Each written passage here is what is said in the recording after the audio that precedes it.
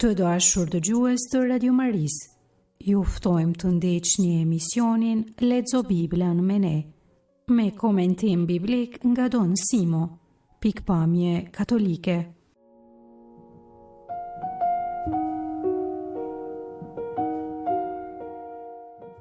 Sot fillojmë leximin e librit të Rutës, por do ta përfundojmë herën e ardhshme. Kaq shkurt sepse është libër shumë i shkurt, ka vetëm 4 kapituj. Sot lexojmë 2 kapitujt e parë, pjesë prej 2 kapitujve të parë. Leximin e tekstit e bën Leonita Kajtazin nga Prizreni, kurse katekezen Adelina Palushin nga Prishtina.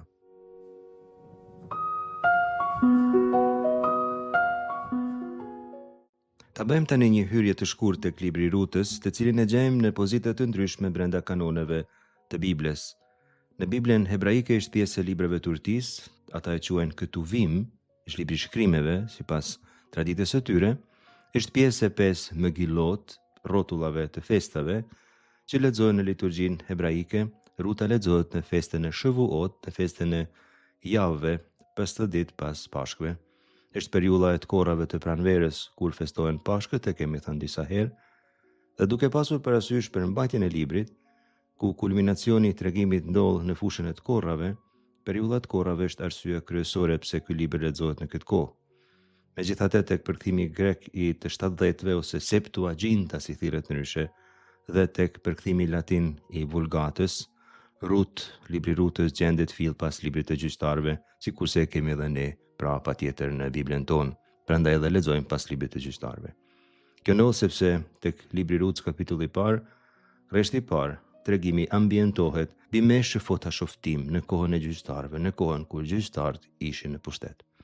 Sipas të 70-ve dhe Vulgatës, Rut është vazhdimsi e periudhës së gjyqtarëve, e cila, do ta themi edhe më vonë, ishte periudhë turbullt e historisë së Izraelit, e kemi parë. Vazhdimsi midis kësaj periudhe dhe epokës së mbretërve, epokës së dinastisë së Davidit. Titulli Rut vjen prej protagonistës kryesore të tregimit. Rënja e emrit Rut do ta shohim më vonë, ka kuptimin e miqësisë, shoqërisë. Ky emër pra tregon mirësinë e saj, besnikëri ndaj familjes së vet, ndaj traditave të familjes në të cilën është martuar. Disa studiues mendojnë se i shkruar para mërgimit, shekullit pra dhe deri në shekullin e 8 para Krishtit, si për shembull Campbell. Ai sipas tillë Hubbard argumentojnë këta dy se një datë e hershme rreth epokës salomonike, për arsye se libri ka një hebraishtje klasike që i përgjet një fije periudhës para mërgimit. Aty tregojnë zakone shumë të vjetra, sikurse ceremonia sandales që do ta shohim herën e ardhshme, dhe e gjejmë te libri Rutës kapitulli 4 rreshti 7, por edhe te libri Rutës kapitulli 4 rreshtat 18 deri 22 insistohet tek trashëgimia e Davidit që vjen pra pikërisht prej familjes së saj, ishte stërgjyshja e Davidit, do ta shohim. E kemi thënë edhe herëve tjera.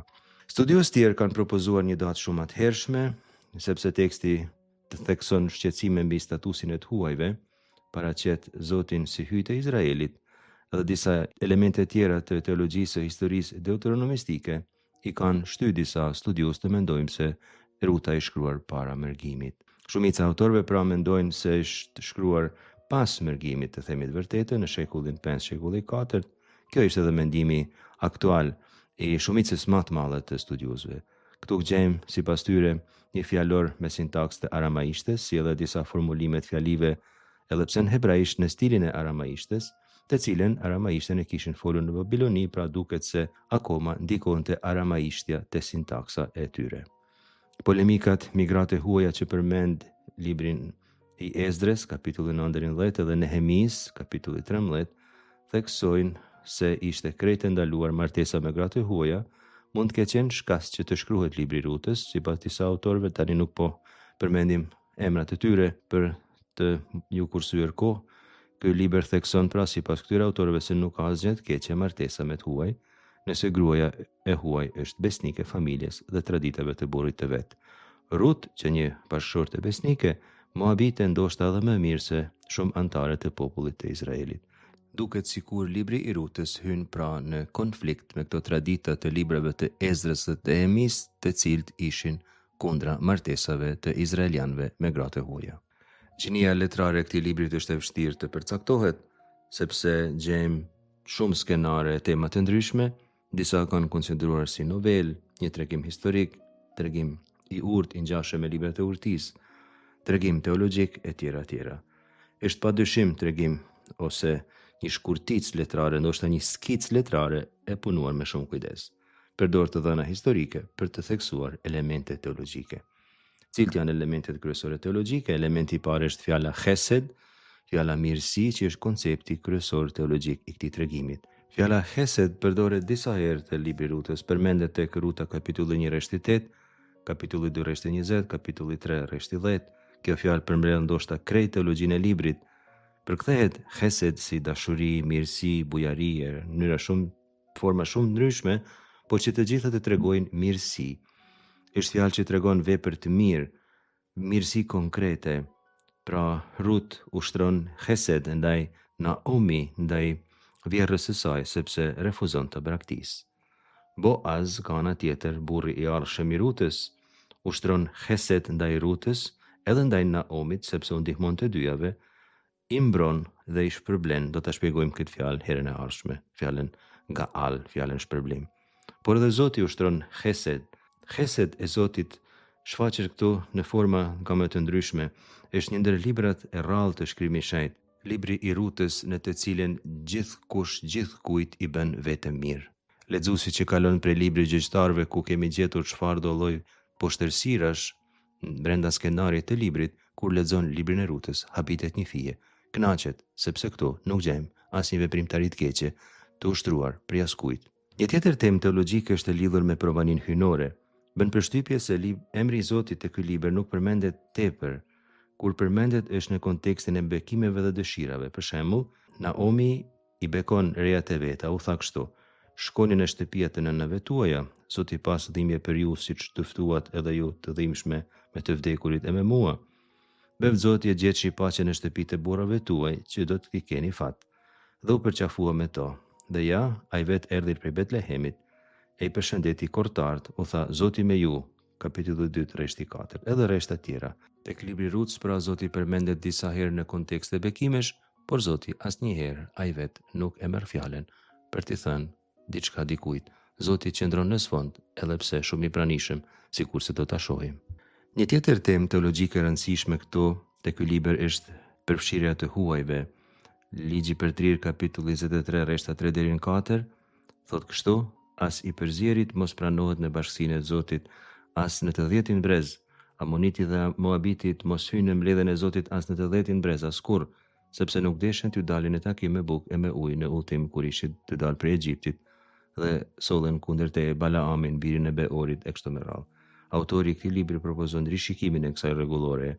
Ai sugjeron se është vepër e mirë pranimi i të huajit në kundërshtim me rregulloren e ligjit të përtrirë, kapitulli 23, rreshta 3 deri në 6. Libri i Rutës insiston në nevojën e pranimit të huajit. Dhe e fundit, tema shëlbusit. Kjo ka të bëjnë me ligjin e Leviratit, e kemi shpjeguar kur kemi lexuar librin e Zanafilës, kapitulli 38, historinë e Tamarës, e Manimen dhe Judës. Por po e përsërisim, një antar i familjes së dikujt që kishte vdekur e kishte detyrë të marrë për grua nusen e kushinit të vet me qëllim që t'i linte trashëgimtar. Booz ishte kushini më i afërt i burrit të Rutës, prandaj e mori për grua. Interpretimi i ligjit të Leviratit këtu shkon më gjerësisht tek Zanafilla, kapitulli 38, atje vllau merrte për detyrë lënien e trashëgimisë vllaut të vet që kishte vdekur, por patjetër e dim se burri i Rutës, Kilion, nuk kishte vlla, sepse Mahlon, vllai i tij, kishte vdekur dhe Ruta nuk kishte asnjë të afërt tjetër të burrit të saj, prandaj Booz doll të jetë një prej kusheve më të afërt që ekzistonin, dhe ai e dinte rregulloren e Leviratit dhe ai pranon ta marrë Rutën për grua. Elementi thelbësor teologjik në fund të fundit është fakti se Ruta është stërgjyshja e mbretit David. Këtu pra vrem në veprim provaninë hyjnore. Zoti zgjell gra të caktuara që nëpërmjet tyre të vazhdoi trashëgimia e bekimit që i kishte dhënë Abrahamit. Këto 4 gra i kemi përmend, por po përsërisim, janë Ruta, Tamara, Rahaba dhe Becabea. Ta lexojmë tani pjesën e parë që kemi parapar për sot, fillimin e librit të Rutës.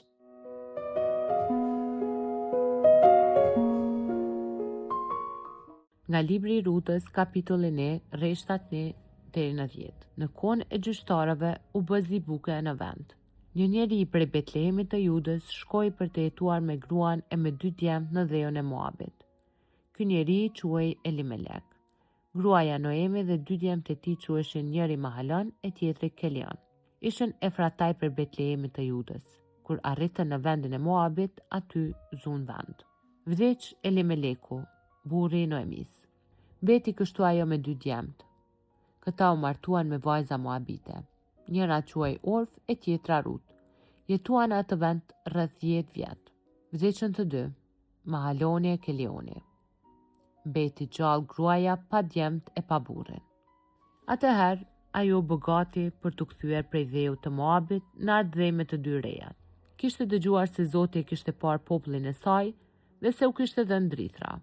Doli prej dheut të mërgimit të vend me të 2 rejat e veta dhe si doli në rrugë për të kthyer në tokën e Judës, u tha: Shkoni në shtëpitë e nënave tuaja. Zoti pas të dhëmbje për ju, siç u dëftuat edhe ju të dhëmshme me të vdekurit e me mua. E bëvd Zoti e gjetshi paqe në shtëpitë e burrave tuaja që do t'i keni fat, dhe u mor në ngryk me to. Ato filluan të qanin me zë të lartë e thanë: Duam të vim me ty te populli yt.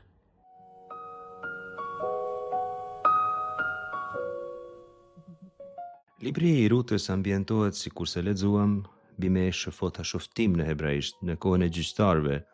Epoka e tyre, siç e dim nga libri i gjyqtarëve, karakterizohet nga imoraliteti, apostazia, lufta civile, hasmërimi midis fisëve.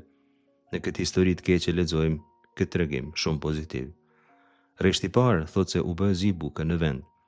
Udhëtimi i familjes Elimelech nga Betlehem në Moab ka një ironi teologjike që shpjegon periudhën kur ambientohet tregimi.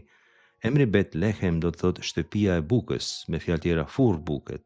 Shtëpia e bukës fjalë për fjalë. Bet do të thonë shtëpi, Lehem është bukë. Por pikrisht nga kjo shtëpi e bukës, familja detyrohet të largohet sepse kishte zi buket. Mungesa e ushqimit sipas ligjit të Mojsiut është shenjë e largimit nga Zoti. Levitiku kapitulli 26 rreshtat 19 deri 20 shkruajnë kështu: Do ta përul madhështin e kryenërçësisë tuaj, hekur do ta bëj qiellin përmi ju e tokën bronz, kot do të shkoj fuqia juaj, toka s'do t'jap prodhime e pemt nuk do t'japin fryta. Ligji për 38, 23, 24. Qielli që është mbi kokën tënde do të bëhet i bronzët, kurse toka që shkel me këmbë e hekurt. Zoti do ta kthej shiun e tokës satën e pluhur, hi do të bjerë prej qiellit mbi kokën tënde, derisa të zhdukesh prej faqes së dheut. Këto 2 citime, paralel në fakt, janë shumë të rrepta, ambientohen në kontekstin e bisedës mbi mosbindjen e Izraelit. Zia e bukës, pra, mungesa e ndrithit e shenjë se populli nuk është bind Zotit. Për herë të parë në shpjegimet tona do të studiojmë domethënien e emrave të personazheve të tregimit, sepse kjo domethënie jep tregimit një kuptim të veçantë. Elimelech e kishte emrin Plaku, domethënë Zoti im është mbret. Ky lloj emri quhet teoforik sepse përmban në vete emrin e Zotit. Është rast ironik, ky njeri që ka emrin Zoti është mbreti tregon se Zoti në fakt nuk ishte i pranuar si mbret në Izrael, ai vdes në tokë të huaj pa trashëgimtar. Naomi gruaja e tij, ky emër do të thotë e dashura ime, gëzimi im. Naem do të thonë i këndshëm, i ëmbël. Kur do të bëhet vejush, e shkatruar krejtësisht pasi që do t'i vdes burri dhe të 2 djemt, ajo s'do t'i jetë më e kënaqur me emrin e vet Naomi, sepse sipas saj nuk tregon të vërtetën. Kërkon t'i ndrohet emrin e Mar'a, që do të thonë e illt. Kështu është e përkthyer te Bibla në shqip, kapitulli 1, rreshti 20. Ajo u thoshte, reja vetveta patjetër, mos më thirrni Naomi e bukura, por Mar'a e mjera, sepse i gjithë pushtetshmi më mbushi me mjerim të madh. Këto rreshta tregojnë se sipas autorit biblik, emri i personit tregon edhe të vërteta, ndonjëherë për të, ndonjëherë të vërteta të përgjithshme. Djali i madh, Mahlon, vjen nga rrënja Khala, që do të thonë smundje, dobësi. Tregon ky emër arsyen e vdekjes së tij, por tregon edhe situatën e përgjithshme të shoqërisë në Izrael. Ishte një shoqëri e smur. Kilion, vllai i tij, vllai tjetër, Vjen prej rënjes kala, që do më thonë shkatrim, do më thonë zhdukje. Kjo shpjegon fatin e tij të familjes së tij, por edhe të Izraelit. Do ta shohim mrekulli ndodh kur kjo familje shpëton. Vetëm mrekullisht shpëton Izraeli. Emrat e bijve pra janë thuajse akronime të fatit të familjes, sëmundje dhe shkatrim. Kurse emri i babës tregon një nevojë urgjente që Zoti në Izrael të pranohet për mret. Zoti është mret, Elimelech. Te kreshti 2 kjo familje identifikohet me Efratim, ishin pra nga Efrata. Efrata është emër i vjetër i Betlehemit, sikur se lexojmë tek libri Zanafils, kapitulli 35, rreth 19 e në shumë raste tjera. Lidhet me fisin e Judës pra, origjina e familjes ishte fisnike. Vendi ku shkojnë për të gjetë buk ishte Moabi, ishte përtej lumit Jordan dhe detit të vdekur. Sot në Jordani, praktikisht nga ana e hapësirës jo tepër shumë larg. Rreshta 35 tregojnë për vdekjen e plakut dhe të 2 djemve, nuk tregohet arsyeja e vdekjes së tyre, thot tregimi se gruaja mbeti pa 2 djem dhe pa burr, por nuk jep gjykime mbi arsyet. Lajmi është i frikshëm dhe ky është qëllimi i këtij lajmit. S'kishte kush me u dalë zot këtyre 3 grave, mbeten pa kur far forme mbrojtjeje sociale. Rreshta 6 dhe 7 thonë se Naomi dëgjoi se në Betlehem kishin ndryshuar punë, se tani ka buk dhe vendosi të kthej në vendin e vet, Efrata. Tregon teksti se Zoti e kishte pa popullin e vet. Folja hebraike pakad që përdoret tu, do më thonë zakonisht përkthehet me vizitu, do më thonë me u kujdes, por në esencë me u sjell mirë për dikën. Kjo folje përdoret për shembull tek libri Daljes kapitulli 3, rreth 16, kur tregon se Zoti e ka dëgjuar plithmen e izraelitëve në Egjipt. Pakati ethem. Një mend jam kujdes për ju, një mend ju kam vizituar, një mend kam treguar heset për ju, me fjalë tjera. Si kundër përgjigje e kësaj shprehje të Zotit pakati ethem, një mend ju kam vizituar, te kapitulli 4 rreth 30 tek libri Daljes pra jemi, thuhet se populli besoi, e morën vesh se Zoti i kishte parë bijtë e Izraelit dhe kishte parë mirimin e tyre dhe adhuruar me fytyrë për dhej. Kthimi i Noemit nuk është thjesht pra një kthim i shtyr prej levertis ose situatës, por është përgjigje ndaj ndërhyrjes së Zotit. Zoti e kishte parë popullin e vet. Naomi u thot rejave të saj të kthehen tek shtëpia e nënës, Bet Imah në hebraisht. Studiuesit kanë vrejtë se shprehja shtëpia e nënës shumë e rrallë në Bibël, e gjen vetëm 4 herë, këtu dhe tek Zanafila 24-28, edhe 2 herë tek Kënga e Këngëve, kapitulli 3 rreth 4, kapitulli 8 rreth 2. Përdoret shprehja shtëpia e babës dhe përdoret në kontekste martese. Ndoshta këtu thuhet shtëpia e nënës për të theksuar krizën që vinte prej faktit se burrat kishin vdekur, dhe nuk mund të përdorej termi shtëpia e babës, por edhe mund të përdorej sepse teorikisht ata babën mund ta kishin gjallë. Por duke thënë shtëpia e nënës, ideja ishte se ato do të shkonin tek nëna e tyre, e cila do të kujdesej që ato të martoheshin. Ruta për këtë u jep leje të dyjave dhe këtë u uron, kështu lexojmë tek Ruta 8:1. U tha, shkoni në shtëpinë e nënave tuaja, Zoti pas dhimbje për ju, siç u dëftuat edhe ju të dhimbshme me të vdekurit e me mua. E bëft Zoti e gjet shipaqe në shtëpinë e burrave tuaj, që do t'i keni fat. Ajo uron që Zoti të tregoj me to hesed, e kemi thënë, kjo fjalë përfshin besnikëri, dashuri, mirësi e shumë të mira tjera. Te kreshti 10 gjejmë deklaratën e parë të besnikërisë. Duam të vi me ty te populli yt, kështu thon ato të dyja. Para këtyre fjalëve teksti tregon se ato qanë, të 3 qanë, dhe kështu vendosen të rrinë me vjerën e vet. Nuk deshen ta lënë të shkoj vetëm Betlehem. Emri Rut nuk i dihet saktë etimologjia, ndoshta është zgjedh ky emër i rrallë për të theksuar se ishte emër i huaj. Gjithsesi janë dhënë 2 hipoteza të prejardhjes së këtij emri.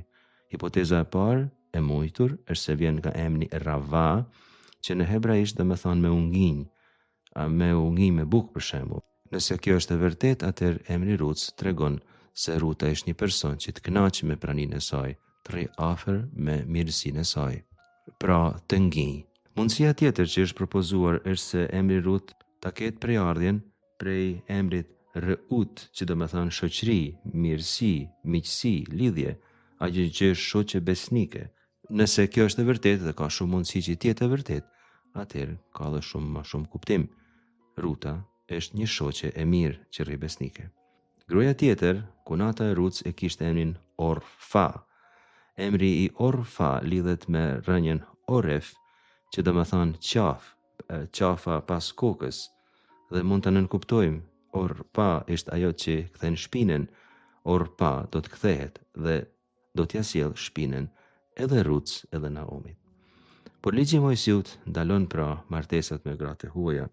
E kemi lexuar sa herë, mjafton të citojmë një pjesë, por mund të referojmë edhe shumë pjesëve tjera. Hetejt, Gergezejt, Amorejt, Kananejt, Farizejt, Hevejt e Jebusejt, 7 kombe shumë të mëdha në numër e me të forta se ti, e ti ke dorëzuar Zoti ty, hyji yt, goditi deri në shfarosje. Mos bëj marrëveshje me ta, mos ski mëshirë për ta, mos lidh me ta martesë. Vajzën tënde mos u jep bijve të tyre, dhe vajzën e tyre mos e merr për djalin tënd, sepse ajo do ta ngashnjej djalin tënd të mos më ndjek mua, por të shërbej hyjnive të huaja. E atëherë do të ndizet flak zemrimi i Zotit kundër jush, dhe shpejt do t'ju qes fare. Reforma e Ezrës dhe e Nehemis kërkonte edhe ndarjen e martesave të përzjera.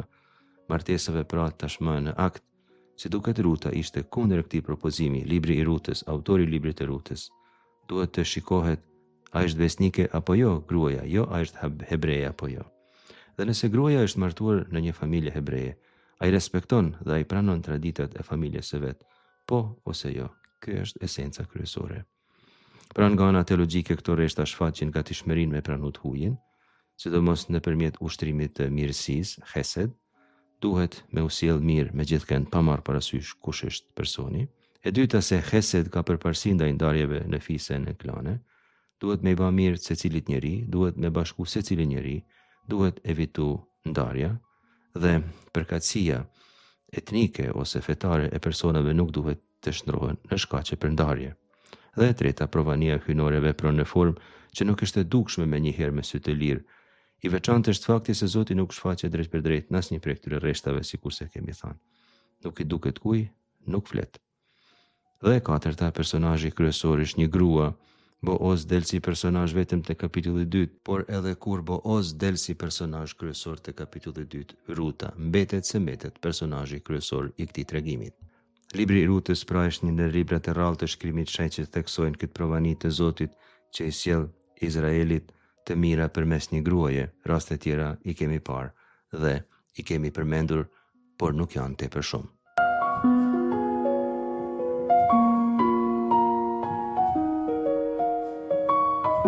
Nga libri i Rutës, kapitullin e rreshtat 11 deri në 18. Por ajo u përgjigj: "Kthehuni bijat e mia. Pse doni të vini me mua? Pse? A do të kem më fëmijë nga krahurori im që të shpresoni se do të merrni më burr prej meje? Kthehuni, bijat e mia shkoni. Jam tepër e plakur e nuk jam më për martesë. Po dhe sikur të ngjizja sonte të lindja djem. Pse? A do të doni të prisnit e të mos martoheni derisa do të rriten ata? Mosni, ju lutem, bijat e mia, mosni. Unë jam tepër fatkeqe që të mund t'ju ndihmoj, sepse dora e Zotit është ngritur kundër meje." Prap ja filluan të qanin me zë të lartë. Orfa e puthi vjerën dhe u kthye, kurse Ruta nuk dëgjoi të ndahet prej vjerës. Atëherë Noemia i tha: "Çe, u kthye punata jote te populli i vet e te zotat e vet. Shko edhe ti me të." Ajo përgjigj: "Mos mu vër më që të lë e të shkoj. Ku do që të shkosh ti, do të vi edhe unë. Ku të jetosh ti, dua të jetoj edhe unë. Populli yt do të jetë populli im. Hyju yt do të jetë hyju im. Ai dhe që do të mbuloj ty kur të vdesësh, aty do të vdes edhe unë, e aty do të jetë vendi varrimit tim. Mi qof Zoti të gjithë të këqijat, nëse më ndon prej teje tjetër gjë përveç vdekjes." Kur pa Noemia se Ruta ishte e vendosur të shkoj me të, zdeshi më t'i kundërshtoj e as si mbush mendje të kthehet te të vetët.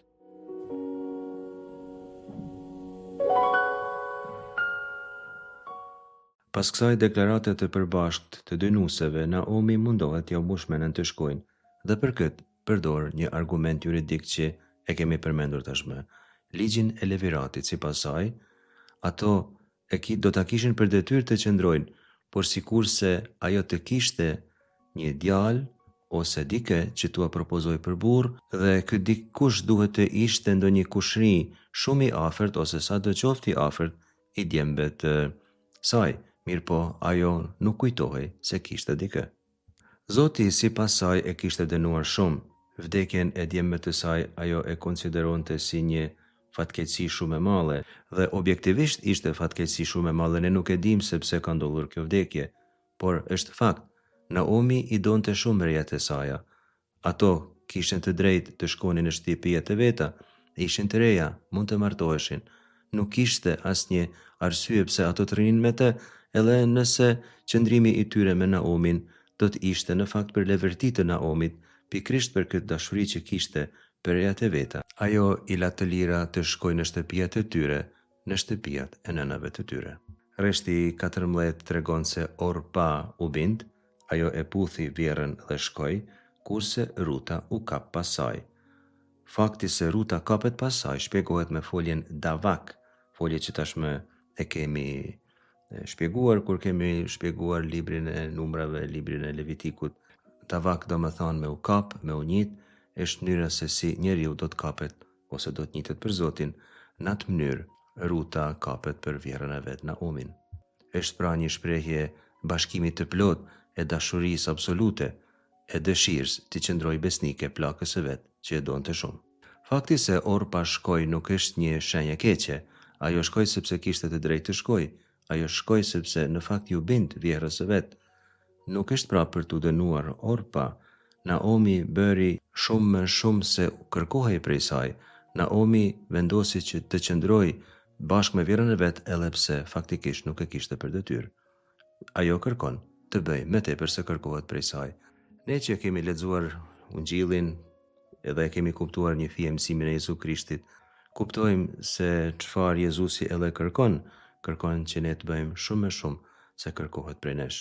Jo thjesht të zbatojmë ligjet, por të zbatojmë me gjëzemër dhe të bëjmë edhe me tepër se sa e parasheh ligji.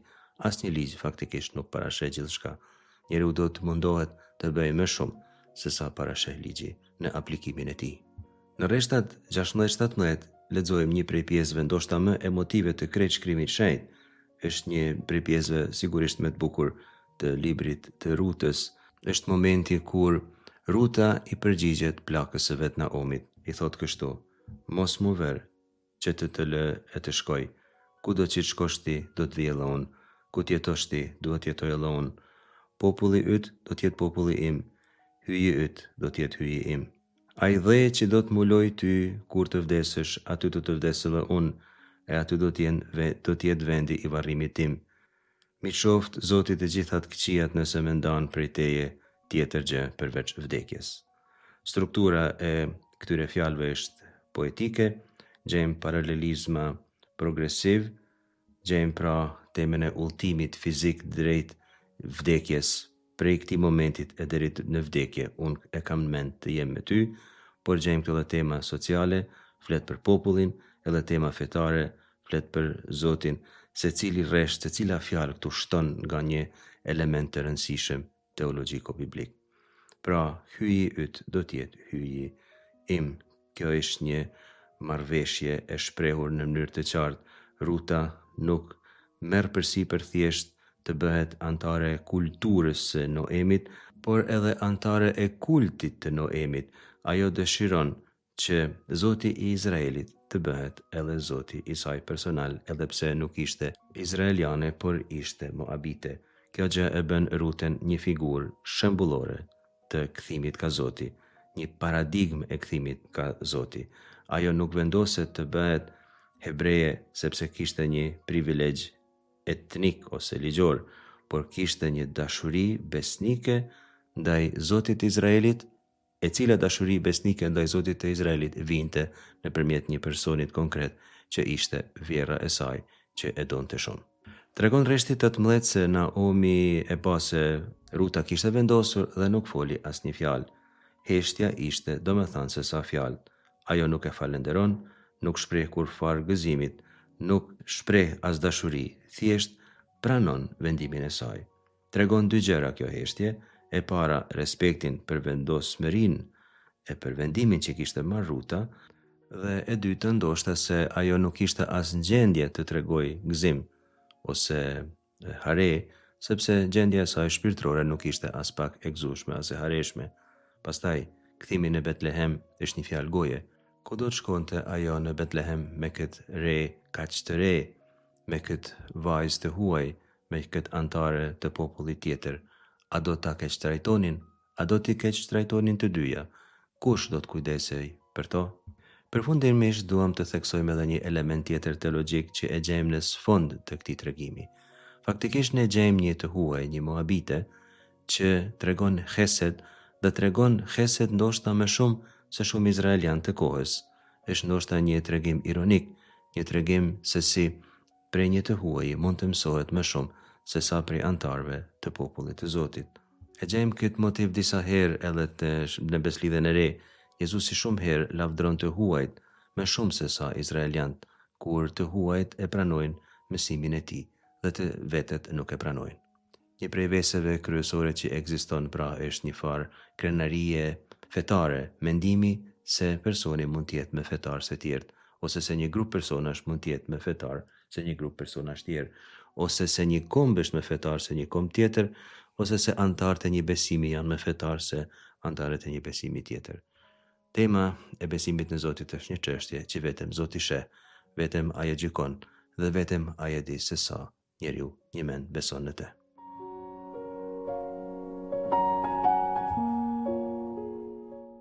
Nga libri i Rutës, kapitulli 2, rreshtat 8 deri në 13. Atëherë Bozi i tha Rutës: "Dëgjoj bi, mos shko të mbledhësh kallëza në ara të tjera dhe mos ju ndaj këtij vendi, por qëndro pas vajzave të mia. Vër mendjen, ku të shkojnë ato që të korrin, shko dhe ti pas tyre. Unë urdhërova djelmoshave të mos rrezoj kush. Kur të marr etja, shkoj pi ujë prej rëshiqave që t'i kanë mbushur djelmoshat." Ajo atëherë ra me fytyrë për dhe, u përkull me nderim e tha: "Nga e kam këtë nder që të gjej hir para syve të tu e të kujdesesh për mua, që jam një grua prej një vendi të huaj?" Por ai ju përgjigj: "Më kanë treguar gjithçka ke bërë për vjerën tënde pas vdekjes së burrit tënd, dhe si ke lënë prindrit e tu e vendin ku ke lindur, dhe ke ardhur në një popull që nuk e ke njohur më parë. Të shpërblef Zoti për veprën që ke bërë, e marrë shpërblimin e plot prej Zotit, hyju të Izraelit, tek i cili erdhe dhe nën kratë të cilit u strehove." Ajo tha: "O, sikur ti pëlqeja gjithmonë syve të tuaj, Zot, ti më ngushëllove dhe i dhe guxim shërptore sate.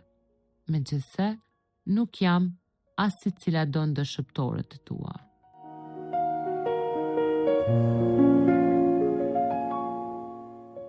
Kemi lexuar pra këtë pjesë prej kapitullit të 2 të librit të Rutës dhe siç kemi thënë, në këtë kapitull na del në skenë personazhi tjetër i këtij tregimit. Është fjala për këtë Boaz, i cili ishte një kushri shumë i lartë i Elimelech.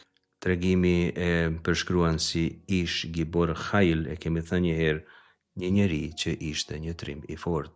Këtu shprehja trim i fortë, sikurse e kemi shpjeguar kur kemi shpjeguar gjyqtarët, shprehja Gibor Khail nuk përshkruan gjithmonë dikë që është i fortë nga ana ushtarake ose nga ana fizike, por i fortë nga ana e karakterit, nga ana morale, njeri i fortë, njeri i vërtet, njeri me karakter.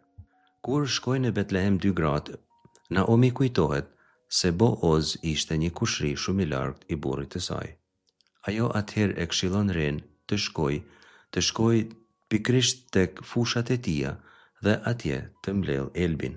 Sikurse e kemi thënë, ishte tradit që kur kortarët të mbledhin elbin ose grurin ose cilin do dridh tjetër, kallinjt që binin nëpër tokë, pra që kortarët nuk ishin në gjendje t'i marrin, do të rrinë aty në tokë, sepse ndoshta mund vinë ndonjë i varfër ose dikush që ka nevojë dhe t'i marrë për nevojat e veta. Kështu Naomi e këshillon Ruten që të shkoj pikrisht në fushat, në tokat e Boazit dhe aty t'i mbledh këto kallinj që kortarëve do t'u bien për tokë dhe ata nuk do t'i marrin, por do t'i lënë aty pikrisht për persona sikurse Ruta që kishte nevojë të mbledh dhe të haj. Kortar detyrohen t'i lanë nëpër tokë sipas normave që parasheh Libri Levitikut, kapitulli 19, rreshtat 9 deri në 10, gjithashtu dhe kapitulli 23, rreshti 22, edhe Ligji për Trir, kapitulli 24, rreshti 19. Pra, takimi i parë i Boozit me Rutën ndodh brenda këtij kuadrit ligjor të mbrojtjes sociale, një detaj që autori e ka vendosur këtu në tregim me shumë kujdes. Booz e sheh Rutën se po mbledh kallit, e sheh dhe pyet kush është ajo.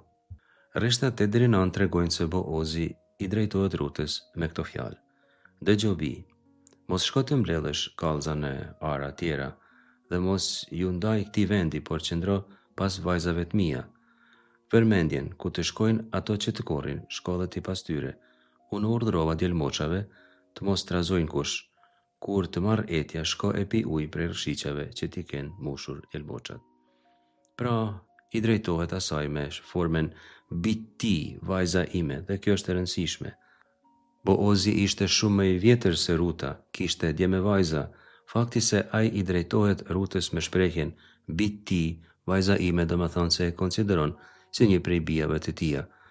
Ishte një nuse e shtëpisë e tij, edhe pse një nuse e një kushirit të tij shumë të largët. Fakti se ai e konsideron Rutën si vajzën e tij, do më thonë se ky element i vështirësisë sociale në të cilën ndodheshin këto dy gra, dal nga dal po korrigjohej. Boozi po e konsideron Rutën si vajzën e vet. Boozi do të kujdeset për këto dy gra. Tregon rreshti 10 se Ruta ra me fytyrë për dhe, u përkul me nderim e tha: nga e kam këtë nder që të gjej hir para syve të tu, e të kujdesesh për mua që jam një grua për një vendi të huaj. Kemi këtu dy elemente tek përgjigjja e saj. E para, ajo e dinte se nuk e meritonte kujdesin e Boozit sepse ishte moabite, por në të njëjtën kohë tregon edhe për vujtëri absolute, tregon një përulje. Në një mënyrë krejtësisht të përvojtur, ajo shpreh falënderimin këtij njeriu të mirë për mirësinë që po ja tregonte. Mirë po, skenari i këtij tregimi vazhdon të bëhet gjithmonë më i pasur, tregimi bëhet gjithmonë më i bukur. Tregimi nënkupton se Boozi ndërkohë është interesuar për këtë grua të huaj. Kush do t'jetë kjo që vjen në arën e tij dhe mbledh kalli dhe sillet kaq mirë dhe është kaq e përvojt dhe është kaq e sjellshme? Tregojnë pra rreshtat 11 deri në 12 se Boozi tashmë e dinte mirë kush ishte Ruta. Thonë këto dy rreshta kështu: ai u përgjigj: më kanë treguar gjithçka ke bërë për vjerrën tënde pas vdekjes së burrit tënd, dhe si i ke lënë prindrit e tu e vendin ku ke lindur, dhe ke ardhur në një popull që nuk e ke njohur më parë. Të shpërblev Zoti për veprën që ke bërë, e marr shpërblimin e plot prej Zotit, hyjt e Izraelit, tek i cili erdhe dhe në krahët e të cilit u strehove. Boozi pra ka një informacion, dikush i ka treguar, por ajo që ai ka kuptuar prej saj se ajo kishte treguar hesed për vjerën në vet dhe se Zoti po tregon hesed për të konkretisht. Kësaj herë Zoti po tregon hesed për të konkretisht nëpërmjet Boozit. Nëpërmjet plakës së saj, Zoti kishte treguar një hesed të veçantë. Ajo ishte bërë besimtaren e të, kishte pranuar hyrjen e Izraelit. Nëpërmjet Boozit, Zoti po tregon një hesed të tipi tjetër. Ruta tani do t'i jap trashëgimtar burrit të vet. Boozi i tregon Rutës se kishte bërë një vepër shumë të mirë. Vepra e mirë që kishte bërë ishte patjetër se i kishte qëndruar besnike vjerrës, por kishte bërë diçka edhe më të mirë, se ishte strehuar në krahët e hyjt e Izraelit dhe se e kishte pranuar krejtësisht Zotin e tyre. Këto fjalë nga shryese të Boozit nuk ja rrisin mendjen Rutës.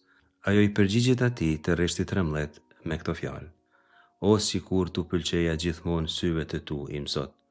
Ti më ngushëllove dhe dhe guxim shërbëtore sate, megjithse nuk jam as si cila do ndër shërbëtoret e tua. Ruta në të njëjtën kohë shpreh edhe falënderim edhe distancë. Ajo insiston në faktin se nuk është si asnjë prej shërbëtorëve tjera. Herën e ardhshme do të vazhdojmë të lexojmë tregimin, do ta shohim se si Rutës do t'i linë djali nëpërmjet Boozit, por këtu do të theksojmë vetëm një element teologjik të rëndësishëm. Vetëm përvojtria sjell hirin e Zotit, jo arroganca, jo mendja madhe, përvojtria, përulësia. Nëse ndonjë pyetje shtrohet se si vjen hiri i Zotit dhe si do të pranohet, përgjigjja është mjaft e qartë, mjaft e saktë dhe e shkurtë. vetëm nëpërmjet përvojtrisë. Hiri i Zotit dhe provania e tij janë këto gjithmonë. Zoti nuk e le gjithmonë bijt e bijat e tia pa pranitë e tij. Por për ta pranuar këtë hir, njeriu ka nevojë të madhe të jetë i përvojt. Sikurse do ta shohim, edhe Boozi është plot me hirin e Zotit. Ka gjithçka në shtëpitë e vet, ka familje dhe ka pasuri. Ai nuk ka nevojë që të martohet edhe një herë, të ketë edhe fëmijë tjerë. E bën këtë për të zbatuar ligjin, por e bën këtë sidomos sepse është plot me dashuri. Kjo veprimtari e Boozit nuk është thjesht një veprimtari me të cilën shprehet një dashuri subjektive personale, është një përvojtri shumë e thellë që ai tregon duke pranuar për grua të veten, këtë grua të huaj, nusen e një kushiri shumë të largët që kishte vdekur dhe që ndoshta asnjëherë nuk e kishte në një vend shumë të largët. Disa herë kemi thënë se Zoti nuk flet në këto tregime, por ne mund të themi se flet. Ai nuk flet me gojë, por flet nëpërmjet mirësisë dhe bujarisë së njerëzve.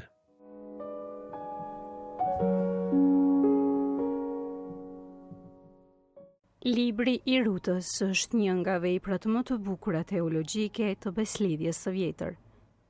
Edhe pse i shkurtër dhe i ndërtuar mbi ngjarje të përditshme familjare, ky libër zon një vend të veçantë në historinë e shpëtimit, sepse zbulon mënyrën se si Zoti vepron në heshtje në jetën e njerëzve dhe e realizon planin e tij përmes ngjarjeve që në pamje të parë duken krejt të zakonshme. Ndryshe nga librat historik që tregojnë luftra, mbretëri dhe ngjarje të mëdha politike, libri i Rutës përqendrohet te historia e dy vejushave, e varfërisë, e emigrimit dhe e marrëdhënieve familjare. Pikërisht përmes kësaj historie të thjeshtë, autori dëshiron të zbulojë një të vërtetë të madhe. Zoti i beslidhjes nuk e braktis kur popullin e tij, por vazhdon ta udhëheqë historinë edhe kur prania e tij duket e fshehur. Biblistët katolik të The Navar Bible theksojnë se librat historik të beslidhjes së vjetër duhet të lexohen si një interpretim teologjik i historisë, sepse ngjarjet njerëzore bëhen vend i zbulimit të besnikërisë së Zotit ndaj premtimeve të tij. Edhe libri i Rutës duhet lexuar në këtë mënyrë. Në të nuk shohim mrekulli të jashtëzakonshme, por zbulojmë Zotin që vepron në heshtje përmes besnikërisë njerëzore, përmes dashurisë, mikpritjes dhe përkujdesjes ndaj të dobtit. Tri tekstet të zgjedhura na paraqesin tri dimensione të rëndësishme të fytyrës së Zotit. Në kapitullin e parë shohim hyjin që mbetet besnik edhe në kohën e vuajtjes dhe të humbjes. Në deklaratën e Rutës zbulojmë Zotin që i hap dyert e beslidhjes edhe të huajit dhe thret njeriu në një akt besimi. Në takimin me Boozin, takojmë Zotin e mëshirës dhe të mikpritjes, i cili mbron të huajin dhe përgatit në heshtje historinë e ardhjes së Mesisë. Në beslidhjen e re, këto ngjarje marrin një kuptim edhe më të thellë, sepse gjejnë përmbushjen e tyre në Jezu Krishtin, në të cilin të gjithë popujt thirrën të bëhen pjesë e popullit të Zotit. Teksti i parë i librit të Rutës hapet me një atmosferë vuajtjeje dhe pasigurie. Autori na vendos në kohën e gjyqtarëve, një periudhë e karakterizuar nga paqëndrueshmëria politike dhe fetare, ku Izraeli kalonte vazhdimisht nga besnikëria në mosbesnikëri ndaj beslidhjes. Pikërisht në këtë kohë shpërthen një zi buke në Betlehem. Vetë emri Betlehem, shtëpia e bukës, krijon një paradoks të fortë teologjik. Vendi i begatisë bëhet vend i mungesës. Uria nuk është vetëm një problem ekonomik, por shpesh herë bëhet simboli i brishtësisë njerëzore dhe i varësisë së plotë nga Zoti. Përballë kësaj situate, Elimeleku vendos të largohet nga toka e Judës dhe të migrojë në Moab bashkë me Noemin dhe dy djemtë e tij. Në të gjithë beslidhjen e vjetër, largimi nga toka e premtuar është gjithmonë një ngjarje e mbushur me domethënie teologjike. Toka nuk e përfaqësonte një territor gjeografik, por ishte shenja konkrete e beslidhjes dhe e pranisë së Zotit në mesin e popullit të tij. Largimi nga toka e premtuar nënkuptonte hyrje në një hapësirë pasigurie, ku gjithçka duhej vendosur sërish në duart e Zotit. Mirë po Moabi, që në sytë e familjes së Elimelekut dukej si vendi i shpëtimit, shndërrohet në vendin e humbjes. Brenda pak vargjeve, autori përshkrua një tragjedi të trefisht. Vdes Elimeleku, pastaj vdesin edhe Mahalon e Kelion. Noemia mbetet e ve, pa bashkëshort dhe pa fëmijë. Në mendsinë e Izraelit të lashtë, kjo gjendje përfaqësonte një varfëri ekonomike dhe një humbje të identitetit dhe të së ardhmës. Një grua e ve, pa trashëgimtar, ishte ndër personat më të pambrojtur të shoqërisë. Megjithatë, pikërisht këtu fillon të zbulohet mesazhi më i thellë i librit. Në asnjë moment autori nuk e paraqet Zotin si të larguar apo indiferent. Përkundrazi, sipas Navar Bible, i gjithë libri dëshmon për kujdesin atëror të Zotit, i cili vepron vazhdimisht pas ngjarjeve që në dukje duken krejt zakonshme.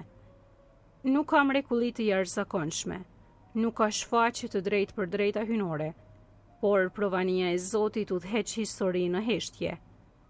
Kjo përvojë e Noemis na kujton përvojën e Jobit, edhe ai humbet gjithçka dhe përjeton heshtjen e Zotit.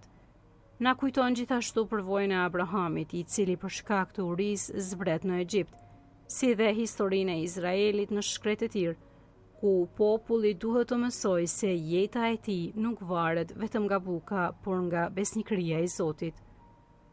Në këtë tekst zbulohet një e vërtetë e madhe për Zotin. Ai nuk është Zot që e kursen njeriu nga vuajtja, por Zoti që ecën me të në përvuajtje dhe e shndron atë në fillimin e një historie të re. Papa Benedikti i 16 shkruante se hyn në histori njerëzore dhe e drejton atë nga brenda, edhe kur prania e tij duket e fshehur. Pikërisht këtë e përjeton Noemia. Ky tekst ka një rëndësi të veçantë dhe për kohën tonë në të cilën ne jetojmë. Shoqëria bashkëkohore një emigrimin, pasigurinë ekonomike, humbjen e njerëzve të dashur dhe vetmin. Shumë njerëz e përjetojnë atë që përjetoi Noemia, ndjenjen se gjithçka ka marrë fund. Fjala e Zotit na kujton se asnjë situatë njerëzore nuk është jashtë veprimit të provanisë hynore. Edhe në momentet kur Zoti duket i heshtur, ai vazhdon ta udhëheqë historinë drejt shpëtimit. Secili nga ne jemi të ftuar të mësojmë ta dallojmë praninë e tij pikërisht në ngjarjet e zakonshme dhe në sprovat e jetës. Teksti i dytë përbën zemrën teologjike të librit të Rutës. Pas humbjeve të mëdha, Noemia vendos të kthehet në Betlehem dhe u kërkon 2 rejave të saj të rikthehen në shtëpitë e tyre. Në aspektin njerëzor, kërkesa e saj është e kuptueshme. Ajo nuk ka më asgjë për t'u ofruar, as siguri, as trashëgimtar, as të ardhme. Në këtë moment ertë, Ruta shqipton një nga deklaratat më të bukura të besimit. Populli yt do të jetë populli im, dhe hyi yt do të jetë hyi im. Këto fjalë nuk janë vetëm shprehje dashurisë familjare, por janë akt i vërtet konvertimi dhe një hyrje e lirë në beslidhje me hyin e Izraelit. Navar Bible thekson se Ruta zgjodhi Zotin për hyin e saj dhe e vuri jetën e saj nën krahët e tij, duke lënë vendin dhe familjen e saj me një besim të jashtëzakonshëm. Figura e Rutës është teologjikisht shumë domethënëse. Ajo është Moabite, pra një e huaj.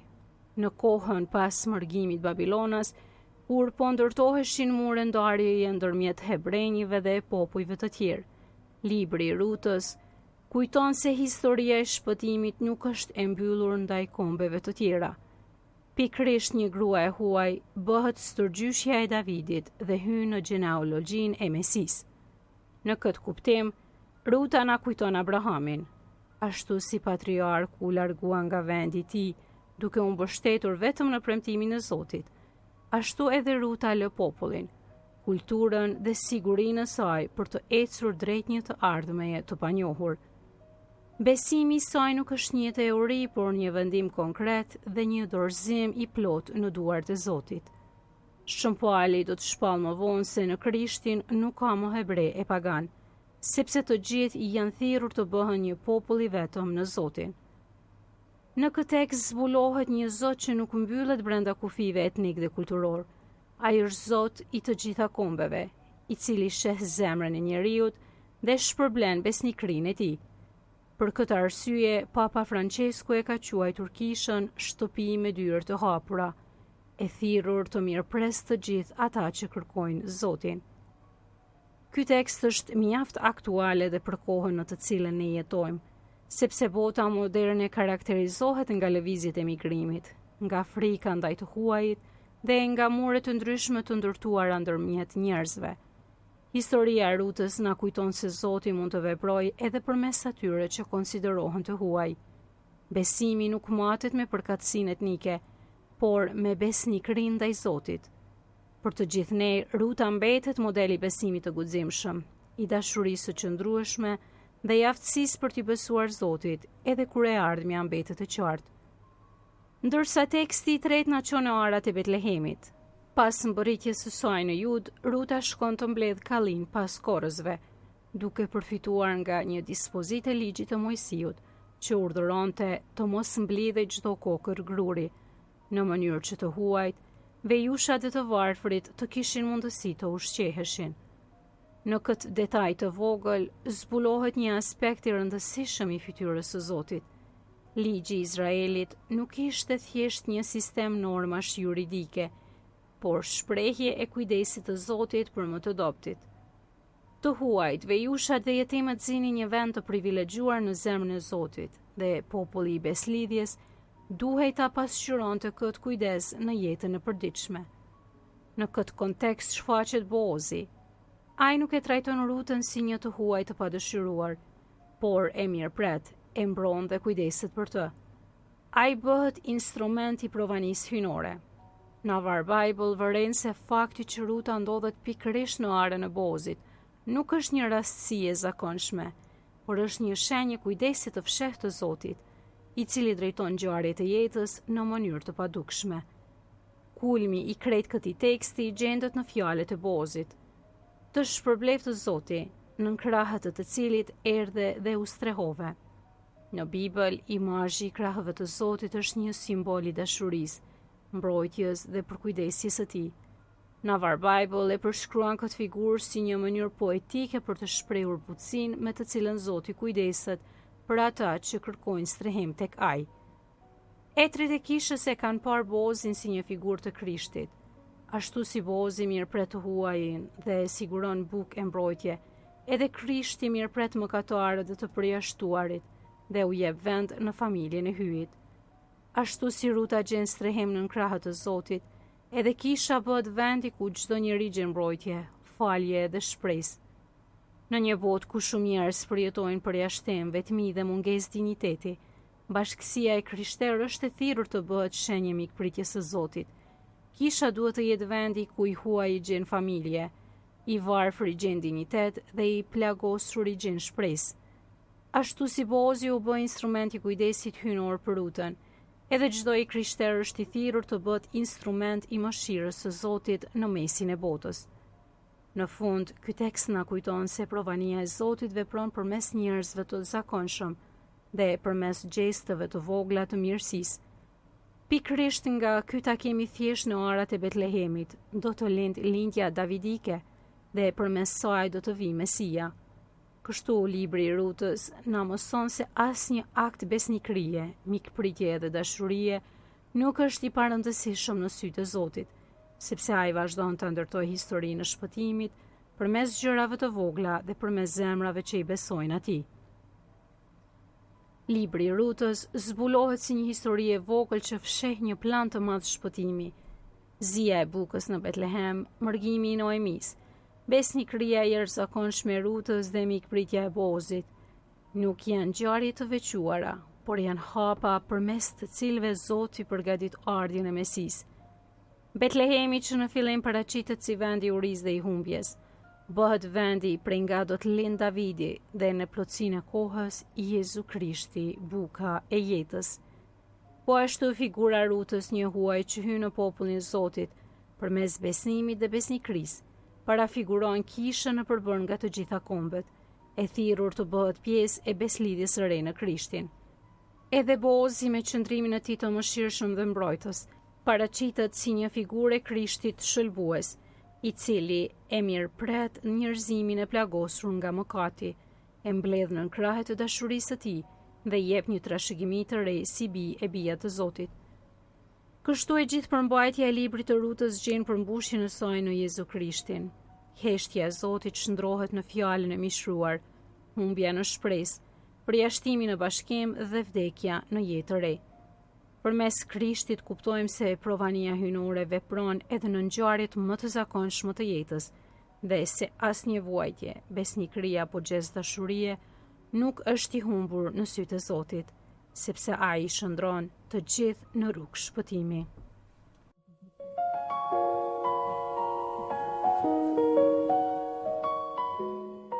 Takimi i ardhshëm lexo Biblën me ne do të jetë i kushtuar kapitujve 3 dhe 4 të librit të Rutës. Për sot ju falenderojmë shumë për vëmendjen tuaj. Zoti ju bekoftë të gjithëve.